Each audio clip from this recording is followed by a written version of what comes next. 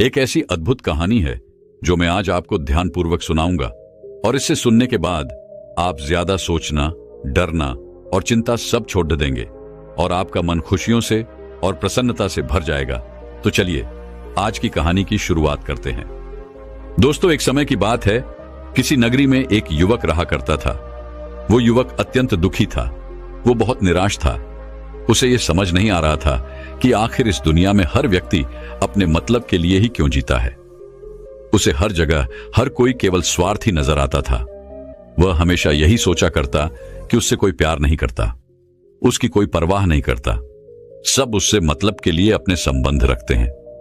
मतलब खत्म हो जाते ही सब उसे अपने आप से दूर कर देते हैं। दोस्तों, हमारे जीवन में भी कुछ ऐसा ही होता है।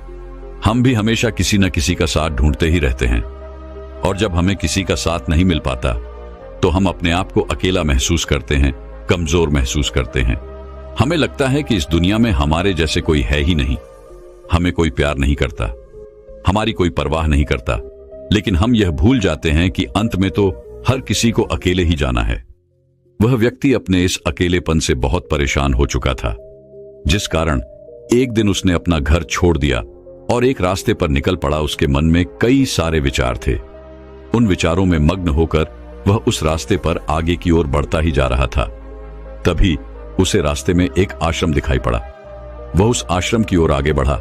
तभी उसने देखा कि एक गुरु अपने शिष्यों को ध्यान करना सिखा रहे हैं, और उन्हीं शिष्यों में से एक शिष्य ने अपने गुरु से कहा, है गुरु, आखिर यह ध्यान क्या है और इस ध्यान को करने से हमें क्या लाभ? तभी वह गुरु अपने उस शिष्य के इस सवाल का जवाब देते हुए कहते हैं, पुत्र, ध्यान ही सच है और ध्यान हमें अकेला कर देता है। हम जितने ज्यादा अकेले होते जाते हैं उतना ही हम ध्यान में उतरते चले जाते हैं, और यही अकेलापन तुम्हें सत्य के मार्ग पर ले जाता है, तुम्हें सत्य की प्राप्ति करवाता है। वह युवक आश्रम के बाहर खड़े होकर यह सब कुछ देख रहा था, सुन रहा था। जैसे ही उसने उन गुरुवर के मुख से यह सारी बातें सुनी, वह दौड़ा दौड़ा उन गुरुवर के पास आया और कहने लगा, है गुरुवर, यदि ध्यान हमें अकेला कर देता है तो इसका मतलब यह हुआ कि मैं इन सब चीजों में श्रेष्ठ हूं। आप तो ध्यान का सहारा लेकर अकेले होते हैं, लेकिन मैं तो ऐसे ही अकेला हूं।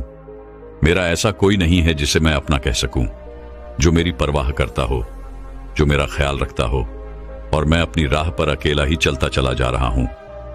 उस व्यक्ति की ये सारी बातें सुनकर उन गुरुवर ने उस व्यक्ति को ध्यानपूर्वक देखा और उसके बाद उससे कहते हैं, भंते, अगर तुम अकेले हो तो तुम्हारे पीछे तुम्हारा पूरा परिवार, तुम्हारे मित्र, तुम्हारे शत्रु, तुम्हारे सगे संबंधी, इन सब को लेकर तुम कहां जा रहे हो? उन गुरुवर के मुख से यह बात सुनकर वह व्यक्ति चौंक उठा और उसने तुरंत ही पीछे मुड़कर देखा तो वहां पर कोई नहीं था। तभी वह उन गुरुवर से कहता है गुरुवर, कौन है मेरे पीछे? कोई तो नहीं, न मेरे परिवार वाले, न मेरे मित्र, न मेरे शत्रु, और न ही मेरे सगी संबंधी। मैं तो सबको पीछे छोड़ आया हूं, क्योंकि कोई मुझे नहीं पूछता, कोई मेरी परवाह नहीं करता, कोई मेरा ख्याल तक नहीं रखता, यहां तक कि मेरी कोई आवाज तक नहीं सुनना चाहता। लेकिन जब किसी के ऊपर कोई समस्या आती है तो वह मुझे अवश्य याद करता है, पर बाकी समय पर वह मुझे पूछते तक नहीं। उन्हें यह तक खबर नहीं होती कि मैं किस हाल में हूं, मैं जिंदा भी हूं या नहीं। उन सबको इन सब चीजों से कोई फर्क नहीं पड़ता। उन गुरुवर ने उस व्यक्ति की यह सारी बातें ध्यानपूर्वक सुनी और उसके बाद उस युवक से कहते हैं, भंते, तुम सही कह रहे हो, लेकिन जब तक तुम इन सभी को छोड़कर नहीं आते तब तक तुम भला अकेले कैसे हो सकते हो? वह व्यक्ति एक बार फिर से आश्चर्यचकित होकर पीछे मुड़कर देखता है और फिर उन गुरुवर से कहता है गुरुवर, यहां पर तो कोई नहीं है, मैं अकेला ही यहां पर आया हूं। लग रहा है कि आप मेरा मजाक उड़ा रहे हैं। मेरे पीछे कोई नहीं है, आप खुद देख सकते हैं, तो फिर आप ऐसा क्यों कह रहे हैं कि जाओ और इन्हें छोड़कर आओ? जब मेरे साथ कोई है ही नहीं तो मैं भला उन्हें कहां छोड़ूं, कैसे छोड़ूं? उस युवक की ये सारी बातें सुनकर वह गुरुवर मुस्कुराने लगे और उस युवक से कहते हैं, भंते, आखिर तुम मुझसे क्या चाहते हो? इस पर वह युवक उन गुरुवर से कहता है गुरुवर, मैं आपका शिष्य बनना चाहता हूं, मुझे कोई साथी चाहिए, मुझे अपना शिष्य बना लीजिए, मैं जीवन भर आपका आभारी रहूंगा। उस युवक की यह बातें सुनकर उन गुरुवर ने कहा, भंते, तुम चाहो तो यहां पर 1 महीने रह सकते हो। उसके बाद ही मैं यह निर्णय कर पाऊंगा कि क्या मुझे तुम्हें अपना शिष्य बनाना चाहिए या फिर नहीं। लेकिन तुम्हें मेरी एक बात माननी होगी। तुम्हें इन 30 दिनों के अंदर ध्यान का अभ्यास करना होगा। अगर तुम ये कर सकते हो तो तुम यहां पर अगले 1 महीने के लिए रुक सकते हो, अन्यथा तुम्हारे लिए यहां पर कोई जगह नहीं। उस व्यक्ति ने काफी सोच विचार कर उन गुरुवर से कहा, है गुरुवर, आप जैसा कहेंगे मैं वैसा ही करूंगा। आप चाहते हैं कि मैं इन 30 दिनों में ध्यान का अभ्यास करूं, तो मैं यह करने के लिए तैयार हूं। उस व्यक्ति ने उन गुरुवर की बात मान ली और आश्रम में ही रुक गया। अगले दिन सुबह सुबह वह गुरुवर उस व्यक्ति के पास आए और उस व्यक्ति से कहने लगे, भंते, तुम किससे बात कर रहे हो? तुम्हारा ध्यान कहां है? इस पर वह व्यक्ति जवाब देते हुए कहता है गुरुवर, मेरे साथ तो कोई नहीं है, मैं भला किससे बात करूंगा, मैं तो अकेला हूं। तभी वह गुरुवर उस व्यक्ति से कहते हैं, ठीक है, लेकिन अब ध्यान लगाओ, क्योंकि तुमने मुझे वचन दिया था कि इन 30 दिनों में तुम ध्यान का अभ्यास करोगे। उन गुरुवर के कहने पर वो व्यक्ति ध्यान करने बैठ जाता है। लेकिन पहले दिन उसे ध्यान करने में बहुत तकलीफें आती हैं, बहुत सारी परेशानियों का सामना करना पड़ता है। यहां तक कि वो ढंग से लगातार बैठ भी नहीं पा रहा था। उसके पैर मानो सुन्न से हो जाते और उसका पैर मानो काम करना ही बंद कर देता। ये सारी बातें वह गुरुवर देख रहे थे। तभी उन गुरुवर ने उस व्यक्ति से कहा, बनते, तुम जितना देर चाहो उतना देर बैठ सकते हो। ये ऐसा कोई जरूरी नहीं है कि तुम एकाएक लगातार बैठे ही रहो। यदि तुम्हें थोड़ी तकलीफ है तो तुम उठ सकते हो, टहल सकते हो और फिर आकर बैठ सकते हो। इतना कहकर वह गुरुवर वहां से चले गए। अगले दिन सुबह सुबह फिर वह उस व्यक्ति के पास आए और उस व्यक्ति से कहने लगे, भंते कौन है? किससे बातें कर रहे हो? कोई आया है क्या? उन गुरुवर की इस बात का जवाब देते हुए वह व्यक्ति उन गुरुवर से कहता है गुरुवर, यहां पर तो कोई नहीं है, आप खुद देख लीजिए, मैं भला किससे बातें करूंगा। तभी वह गुरुवर एक बार फिर उस व्यक्ति से कहते हैं, चलो ध्यान का अभ्यास करो। तभी वह व्यक्ति उन गुरुवर से कहता है गुरुवर, क्या केवल आंखें बंद करके बैठ जाना, इसे ही ध्यान कहते हैं? अगर इसे ही ध्यान कहते हैं तो यह तो बड़ा ही आसान है और इसे तो कोई भी कर सकता है, केवल आंखें बंद करके बैठना ही तो है।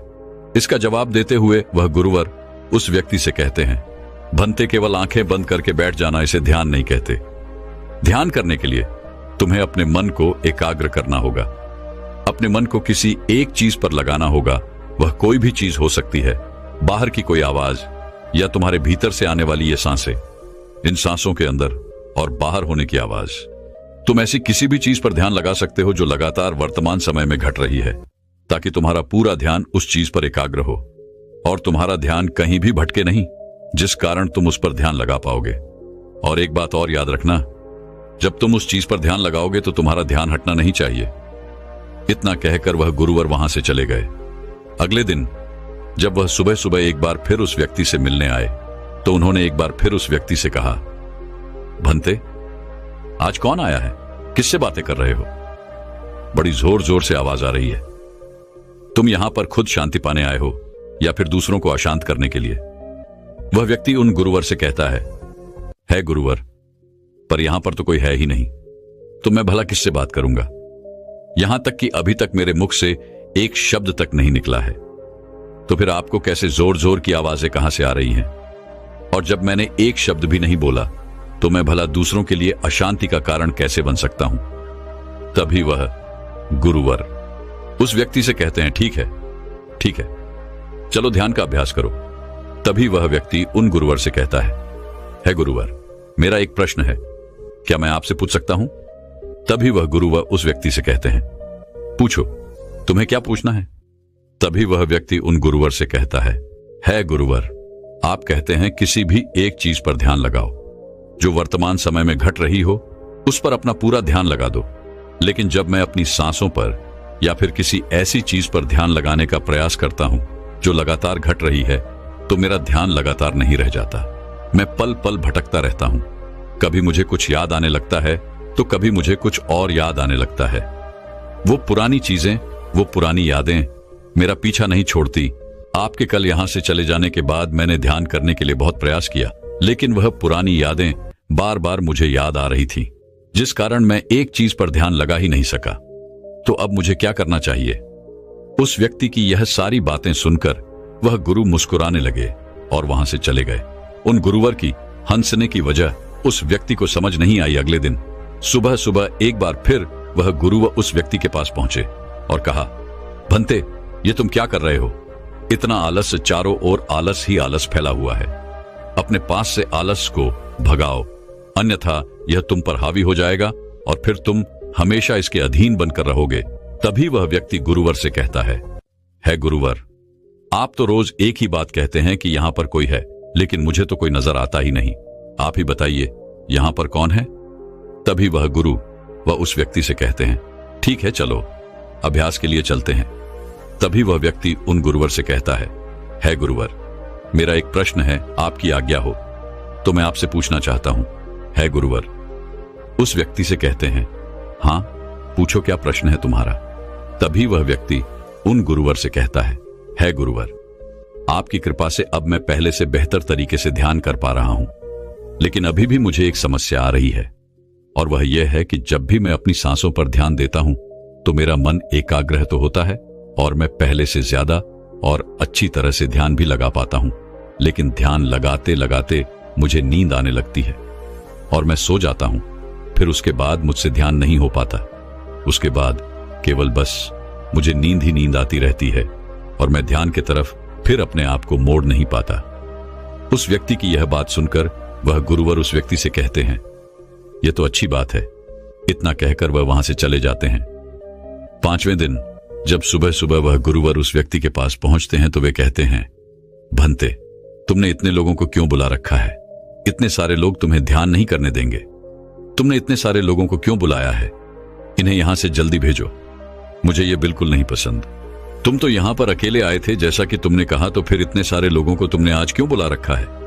इन्हें अभी के अभी वापस छोड़कर आओ। तभी वह व्यक्ति उन गुरुवर के बारे में मन ही मन यह सोचता है कि लगता है गुरुवर पागल हो चुके हैं।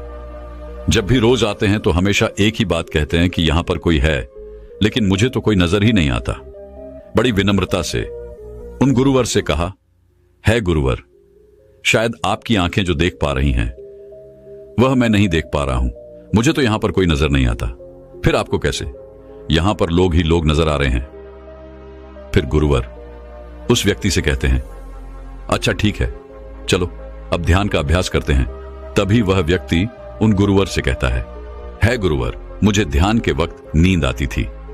जैसा कि मैंने आपको बताया था, उस पर तो मैंने नियंत्रण पा लिया, लेकिन अब जब भी मैं ध्यान करने बैठता हूं, किसी एक चीज पर अपना ध्यान केंद्रित करता हूं, तो मेरे मन में विचारों का सैलाब होता है। मानो विचारों की बाढ़ सी आ जाती है। इतने विचार तो आंख खोलकर भी मैंने कभी नहीं देखे होंगे, जितने की आंखें बंद करने के बाद मुझे नजर आते हैं। और इन विचारों में कुछ ऐसे विचार भी मेरे मन में आते हैं जिनके बारे में आज तक मैंने सोचा तक नहीं है। मुझे उनके बारे में कुछ भी नहीं पता। यह सब क्यों हो रहा है गुरुदेव? उन गुरुवर ने उस व्यक्ति की यह बात सुनकर उस व्यक्ति से कहा, अच्छा ऐसा हो रहा है। इतना कहकर वह गुरुवर वापस चले गए। अगले दिन सुबह सुबह वह गुरुवर एक डंडा लेकर उस युवक के पास पहुंचे और एक डंडा जड़ते हुए उस युवक से कहते हैं, मैंने तुम्हें पहले ही कहा है, इतने सारे लोग मुझे पसंद नहीं, तुम्हें इन्हें छोड़कर आना होगा। आखिर तुम रोज रोज इन्हें क्यों ले आते हो? इतनी भीड़ इकट्ठा करके तुम्हें क्या लाभ? आज के बाद यह यहां पर नहीं आने चाहिए।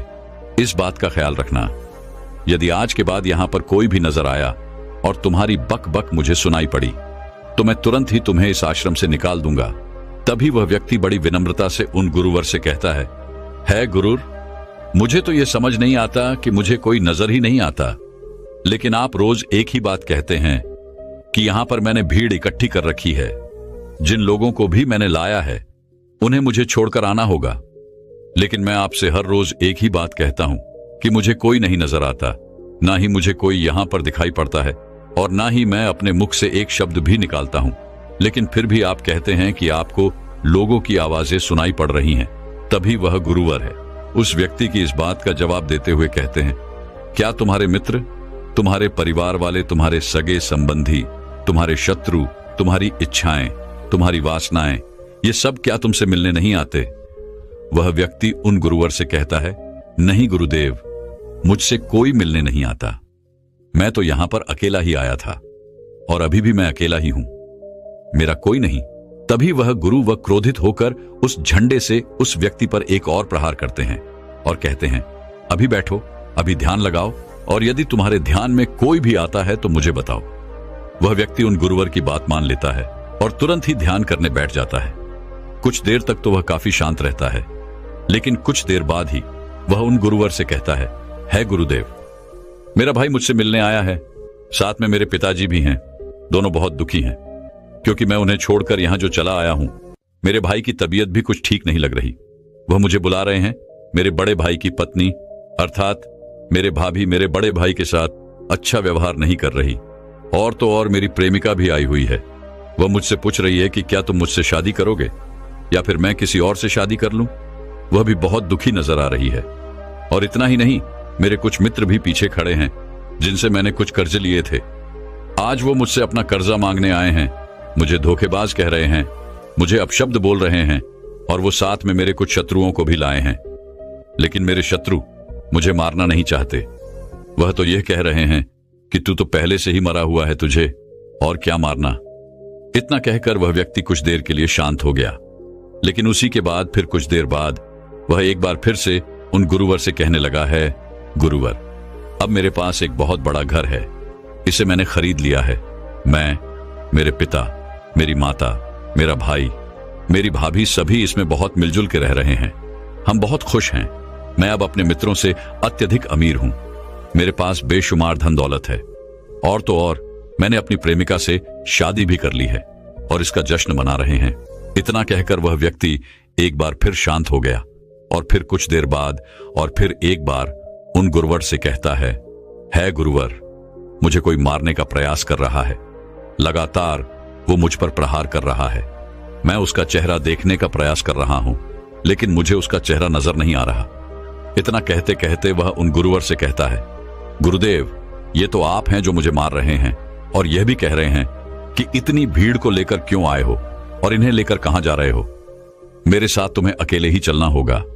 इतना कहकर वह व्यक्ति ध्यान से उठ गया और उनको रुके चरणों में गिर पड़ा और उनसे कहने लगा, है गुरुदेव, आप सही थे। आप जो हमेशा कहते थे कि इस भीड़ को लेकर मैं कहां जा रहा हूं, आप हमेशा यही कहते थे कि इन सबको छोड़कर आओ, लेकिन मुझे कोई नजर नहीं आता था। लेकिन आज मैंने उन सबको देख लिया जिन्हें मैं अपने साथ लेकर आया था, जिन्हें मैं अपने साथ लेकर घूम रहा था। हर कोई मेरे साथ ही है, मेरे पास है।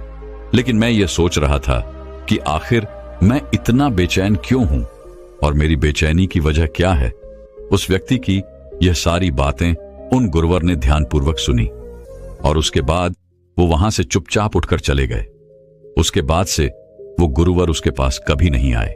लेकिन वह व्यक्ति हर रोज ध्यान का अभ्यास कर रहा था और पूरे 1 महीने बाद जब वह उन गुरुवर के पास पहुंचा तो उन गुरुवर से कहने लगा है, गुरुवर, जैसा कि आप कहते थे कि मैं हमेशा अपनी भीड़ को अपने साथ लेकर घूमता हूं, तो आज मैंने उस भीड़ को विदा कर दिया है और अब मैं बिल्कुल अकेला हूं।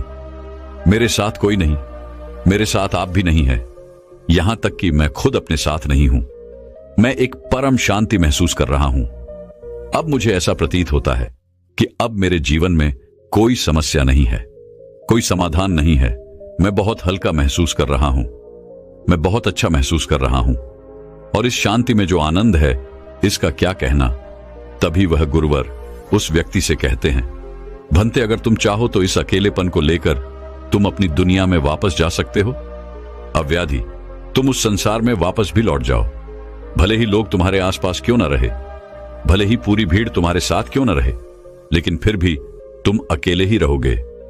फिर चाहे वह तुम्हारे रिश्तेदार हो, सगे संबंधी हो, परिवार वाले हो, तुम्हारे मित्र, तुम्हारे शत्रु, तुम्हारी भावनाएं या फिर तुम्हारी प्रेमिका, इन सब के साथ रहकर भी तुम पूर्ण रूप से अकेले ही रहोगे।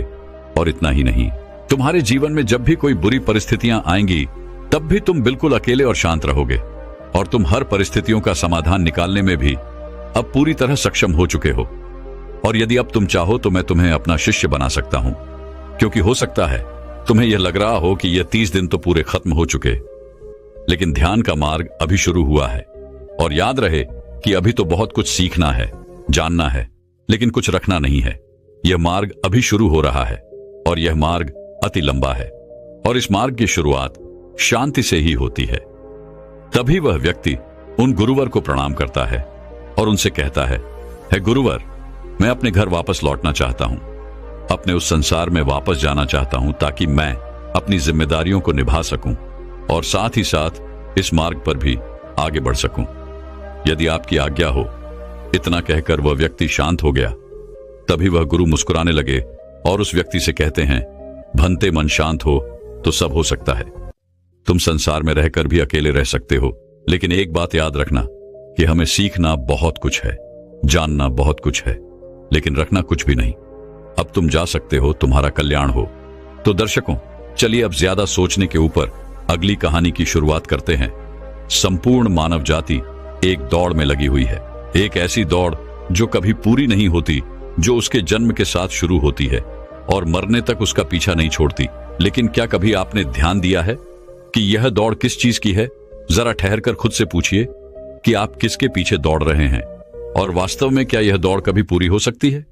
जिन भौतिक सुख सुविधाओं को इकट्ठे करने में इंसान लगा रहता है, क्या वास्तव में वो भौतिक सुख सुविधाएं उसे शांति या फिर आनंद प्रदान कर सकती है? सिकंदर ने मरने से पहले अपने सभी मंत्रियों को कहा था कि जब मेरी अर्थी उठाई जाए तो मेरा शरीर ढका हुआ नहीं होना चाहिए, मेरी हथेलियां खुली होनी चाहिए, ताकि सारी दुनिया यह देख सके कि जो सिकंदर पूरी दुनिया को जीत सकता था, वो भी अपने साथ कुछ नहीं ले जा सका। उसके हाथ खाली के खाली रह गए। लेकिन जीवन की बागडोर ऐसी होती है कि उसे कभी ठहरने का वक्त ही नहीं मिलता। कभी वह सोच विचार ही नहीं करता कि जीवन का सबसे बड़ा सुख क्या है और इसके विपरीत जीवन का सबसे बड़ा दुख क्या है। सुख सुविधाएं तो बहुत लोग इकट्ठा कर लेते हैं, लेकिन सही मायने में उसका भोग कितने लोग कर पाते हैं? वही भौतिक वस्तुएं जो उसने अपने आनंद, अपनी शांति के लिए संग्रहित की थी, वही सुख सुविधाएं उसके दुख का कारण बन जाती हैं। जब पैसा नहीं कमाया था तो पैसा ना होने का दुख था, और जब पैसा कमा लिया तो वही पैसा उसके बच्चों के लिए या उसके लिए झगड़े का कारण बन जाता है। तो फिर कैसे सुख सुविधाएं, किन चीजों के पीछे आप भाग रहे हो? आज की जो कहानी मैं आप लोगों को सुनाने वाला हूं, उसमें आपको जीवन का सबसे बड़ा दुख और सबसे बड़ा सुख पता चलेगा। इससे पहले कि आप इस कहानी में खो जाएं, इस चैनल को सब्सक्राइब जरूर कर लें। तो चलिए कहानी शुरू करते हैं। अपनी गरीबी के दिन याद करके सेठ धनानंद की आंखों में आंसू आ गए। आज उसने जीवन में सब कुछ हासिल कर लिया था। सारी सुख सुविधाएं उसके पास थी। घर में नौकर चाकर थे, हजारों लोग उसके नीचे काम करते थे, जो उसकी एक आवाज पर उसके पास खड़े होते थे। लेकिन फिर भी आज सब कुछ हासिल कर लेने के बाद भी वो दुनिया में अपने आप को सबसे गरीब आदमी समझ रहा था। आखिरकार अपनी गरीबी के दिन याद करके उसकी आंखों में आंसू आ गए। उसके पास कुछ नहीं था, लेकिन तब भी वो प्रसन्न रहता था। लेकिन आज सब कुछ होने के बाद भी वो प्रसन्न नहीं था। और दुनिया में वही आदमी सबसे गरीब होता है जो सब कुछ होते हुए भी अकेला महसूस करता है। उसे एहसास होने लगा था कि धन संपदा या भौतिक सुख सुविधाएं उसके मन की पूर्ति नहीं कर सकती। लेकिन अब तो बहुत देर हो चुकी थी। उसका पूरा जीवन बीत चुका था। अब पूरे जीवन की कमाई उसे व्यर्थ लगने लगी। उसे लगने लगा कि उसने जो कुछ कमाया वो सब यूं ही था, व्यर्थ था।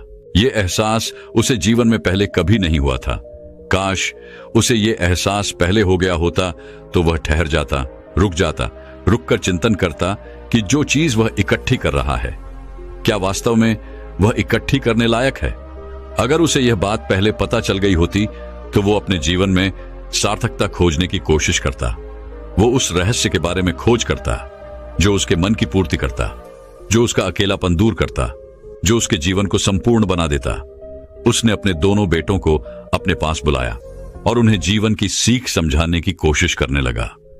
सेठ ने अपने बेटों से कहा कि बेटा, मेरे को तो जीवन में कोई बताने वाला नहीं था, सही रास्ता दिखाने वाला कोई था ही नहीं, इसलिए मैं उस रास्ते पर चलता रहा जिसका कोई अंत नहीं था।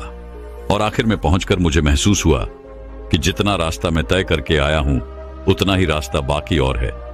शायद मैं गलत रास्ते पर निकल पड़ा था और अब इतना समय नहीं बचा कि मैं नए रास्ते पर फिर से नया सफर शुरू करूं। उसने अपने दोनों बेटों से कहा कि बेटा पता है दुनिया में सबसे बदनसीब आदमी कौन होता है? वो जिसके पास सब कुछ होते हुए भी कुछ नहीं होता, जो अपने आप को सब कुछ होते हुए भी अकेला महसूस करता है। भला इससे बड़ा दुख, इससे बड़ी बदनसीबी और क्या हो सकती है? यह सुनकर उसके बड़े बेटे ने कहा कि पिताजी, सब कुछ तो आपके पास है, धन संपदा, पूरा परिवार, सारी खुशियां आपके पास है, लेकिन फिर भी आप अपने आप को बदनसीब क्यों समझते हैं? उसका बड़ा बेटा वह नहीं समझ पा रहा था जो उसके पिता उसे समझाने की कोशिश कर रहे थे। फिर भी उसने अपनी बात को समझाने की कोशिश करते हुए कहा, अभी तुम्हें लगता है कि जीवन में तुम्हारे पास सब कुछ है। मुझे भी तुम्हारे उम्र में ऐसा ही लगता था, लेकिन अब मैं बूढ़ा हो चला हूं। कुछ समय बाद मेरी मृत्यु भी नजदीक है और अब मुझे एहसास हो रहा है कि दुनिया में तो सब कुछ पीछे छूट जाता है।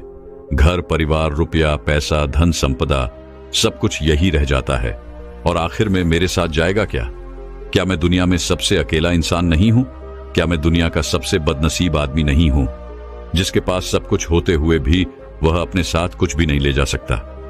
सेठ के बेटे ने सेठ से सवाल पूछा कि पिताजी, फिर दुनिया में क्या इकट्ठा करना चाहिए? ऐसे तो हर इंसान अकेला ही होता है। कौन इंसान इस दुनिया में भला ऐसा होता है जो अपने साथ इस दुनिया की सुख सुविधाएं या फिर अपना परिवार को साथ लेकर जाता है? सब लोग तो अकेले ही जाते हैं। फिर तो दुनिया में हर एक आदमी बदनसीब ही हुआ। यही सवाल सेठ के मन में भी उठ रहा था, लेकिन उसके खुद के पास इसका कोई जवाब नहीं था, तो वह अपने बेटे को भला इसका क्या उत्तर देता। इसीलिए उसने अपने बेटे से कहा कि बेटा, मैं खुद इस सवाल का जवाब तलाश रहा हूं। अगर एक आदमी के पास सब कुछ होते हुए भी वह अकेला है, उन भौतिक सुख सुविधाओं का वह भोग नहीं कर पा रहा है, तो वह सबसे बड़ा दुख हुआ। मैं मानता हूं दुनिया का सबसे बड़ा दुख यही है कि आपके पास सब कुछ होते हुए भी आप अकेलापन महसूस करो। लेकिन इसके विपरीत दुनिया का सबसे बड़ा सुख क्या हो सकता है?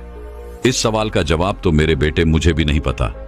इसीलिए मैं यह चाहता हूं कि मेरे मरने से पहले जिस सवाल का जवाब मुझे नहीं मिला, वह जवाब तुम अपने जीवन में ढूंढो। और यकीन मानो, अगर तुमने अपने जीवन में इस सवाल का जवाब ढूंढ लिया तो तुम दुनिया के सबसे सुखी इंसान कहलाओगे। यह कहानी सुनाकर गुरु ने अपने शिष्यों से सवाल पूछा कि दुनिया में सबसे बड़ा सुख क्या होता है? सभी शिष्य ध्यानपूर्वक अपने गुरु की यह कहानी सुन रहे थे। संध्या का समय था। धीमी धीमी हवा चल रही थी, जिससे कि पेड़ की पत्तियां हिल रही थीं। आसमान में पक्षी सहचा रहे थे। सूर्य अस्त होने को आया था और सभी शिष्य अपने गुरु से इस सवाल का जवाब जानना चाहते थे। लेकिन इससे पहले ही गुरु ने अपने शिष्यों से सवाल पूछ लिया। इसका उत्तर देते हुए एक शिष्य ने कहा कि गुरुदेव, दुनिया में सबसे सुखी इंसान वही है जिसका शरीर सुखी है। अगर आपके शरीर में बीमारियां हैं तो आपके पास कितनी भी भौतिक सुख सुविधाएं हों, आपके लिए वो व्यर्थ है। और इसके विपरीत अगर आपका शरीर सुखी है, अगर आपका शरीर स्वस्थ है, तो चाहे आपके पास कुछ भी नहीं हो, लेकिन उसके बावजूद आप अपने जीवन में सुखी रहोगे। इसीलिए संसार का सबसे बड़ा धन हमारा शरीर होता है। यह सुनकर दूसरे शिष्य ने उसका विरोध करते हुए कहा कि गुरुदेव, दुनिया में बहुत से लोग ऐसे हैं जिनका शरीर एकदम स्वस्थ है, लेकिन बावजूद इसके वो अपने जीवन में सुखी नहीं है। मैं मानता हूं कि जीवन में सबसे ज्यादा सुखी वही इंसान है जिसका मन सुखी है। गुरु ने अपने इस शिष्य से सवाल किया कि अच्छा ये बताओ कि मन को सुखी किस प्रकार किया जा सकता है। इसका जवाब देते हुए उस शिष्य ने कहा कि गुरुदेव, मन कभी भी संतुष्ट नहीं होता है। अगर हम किसी प्रकार मन को संतुष्ट करना सीख लें तो फिर हम किसी भी परिस्थिति में आनंद और शांति से रह सकते हैं। लेकिन समस्या यही होती है कि मन का भला कभी होता ही नहीं है। मन को चाहे कितना भी खिला दो, लेकिन उसकी भूख कभी पूरी नहीं होती। चाहे उसको कितना ही धन दे दो, लेकिन बावजूद इसका लालच बढ़ता ही जाता है। अब गुरु ने सभी शिष्यों को समझाना शुरू किया। गुरु ने कहा कि अज्ञानतावश मनुष्य कभी यह समझ नहीं पाता कि उसका मन हमेशा से खाली था, लेकिन व्यर्थ की चिंताएं, व्यर्थ के लक्ष्य अपने जीवन में बनाकर उसने अपने मन को बांध लिया। जिस मन की प्रवृत्ति हमेशा खाली रहने की थी, उसने उस मन को कूड़े कचरे से भर लिया। इसीलिए वह मन जो बचपन में हमेशा खाली रहता था, हर चीज में, हर खेल में आनंद ढूंढ लेता था, अकेले में भी आनंद पूर्वक, शांति पूर्वक रहता था, अब वही मन सब कुछ मिल जाने के बाद भी हमेशा दुखी रहता है। लेकिन अगर इंसान सिर्फ वर्तमान में रहना सीख ले, सिर्फ इतना सा होश प्रकट कर ले कि उसे हमेशा वर्तमान में रहना है, ना तो भविष्य की कल्पनाओं में, ना अतीत की यादों में, सिर्फ वर्तमान में, सिर्फ इस एक सूत्र से वो अपने पूरे जीवन को बदल सकता है। वर्तमान में रहकर सभी सूक्ष्म सुविधाओं का भोग करना, पूर्ण होश के साथ, पूर्ण आनंद के साथ हर एक चीज का भोग करना, सिर्फ यही जीवन को सुखी बना सकता है। हम हर चीज को, हर काम को, हर रिश्ते को आधे अधूरे मन से निभाते हैं। जैसे कि खाना खाते समय हमारा दिमाग कहीं रहता है, हमारा शरीर कहीं रहता है, और इसीलिए जब शरीर और मन में दूरी पैदा होती है तो उससे तनाव पैदा होता है। अगर आपका शरीर और आपका मन और मस्तिष्क सभी एक जगह पर संगठित होना सीख लें, तो फिर आप अपने जीवन में उस शांति, उस आनंद का एहसास कर पाएंगे जो बड़े बड़े योगी पहाड़ों में तपस्या करके प्राप्त करते हैं। लेकिन इसके लिए जीवन में ज्ञान के प्रकाश का उदय होना बहुत आवश्यक है, क्योंकि अज्ञानता में आप अपने मन को कभी नहीं समझ पाएंगे। मन को समझना इस दुनिया का सबसे कठिन कार्य होता है। अगर आप अपने मन को जबरदस्ती वर्तमान में खींच कर लाने की कोशिश करेंगे तो आप बहुत जल्दी परेशान हो जाएंगे। ये कार्य बड़े धीरे धीरे, बड़ी निष्ठा और प्रेम के साथ किया जाता है, बड़े संयम के साथ किया जाता है। अगर आप इसको जबरदस्ती करने की कोशिश करेंगे तो आप तनाव में आ जाएंगे, आप बहुत जल्दी हार मान लेंगे। इसलिए कदम कदम पर आगे बढ़ा जाए तब मंजिल सामने ही है। और यह कहकर गुरु ने सभी शिष्यों से कहा कि अब हम ध्यान करेंगे। ध्यान करने से मनुष्य का मन, उसका मस्तिष्क वर्तमान में स्थापित होना सीख जाता है। धीरे धीरे प्रतिदिन ध्यान का अभ्यास करने से वह उस आनंद और शांति का अनुभव कर पाता है जो सांसारिक वस्तुओं में कहीं नहीं मिलता, जो किसी भौतिक सुख सुविधा में नहीं मिलता। और इसके बाद सभी शिष्य अपने गुरु के साथ ध्यान में लीन हो गए। दोस्तों, मैं उम्मीद करता हूं कि यह कहानी सुनने से आपके जीवन में अच्छे बदलाव आए होंगे।